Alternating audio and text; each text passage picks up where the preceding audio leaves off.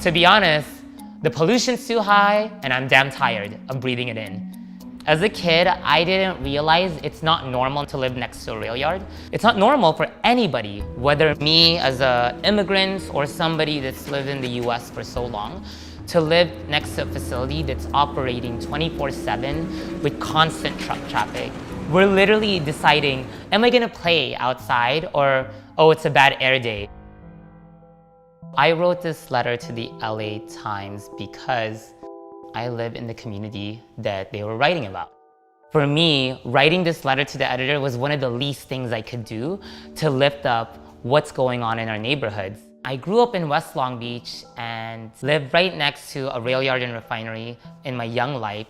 And over the course of living next to these rail yards and refineries, both me and my brother developed asthma. And not only did he develop asthma, we grew up with him using a nebulizer every night.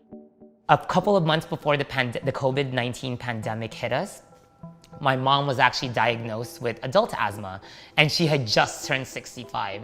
And so my family has been living next to pollution and contamination most of our lives.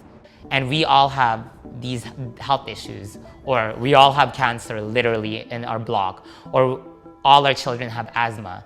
And so, you know, that's what it's like to live, to be honest, in our neighborhoods. One of the things that we get to do with my org, East Yard Communities for Environmental Justice, is the Long Beach Toxic Tour. We give them to community members and talked about these are the various polluting facilities in our neighborhood.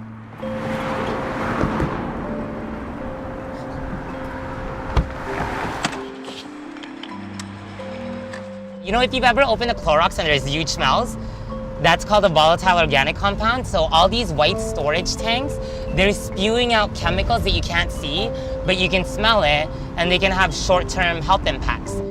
There is power in me being able to tell my story and also not crying right now, because this is really painful and I kind of feel tears, like literally. I want to ask the folks watching this, do you think about pollution as violence?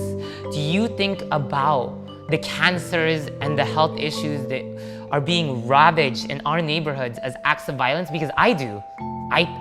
As I reflect on it, that those are acts of violence that I have to name for you all so that you understand this is what it looks like daily in my neighborhood. I want somebody to breathe easier, even if it's the little work I do in this time I have here, you know, alive on this planet. I hope that I can make the air just a little bit better so that somebody, maybe 5, 10, 20 years down the line, doesn't have to think breathing pollution is normal.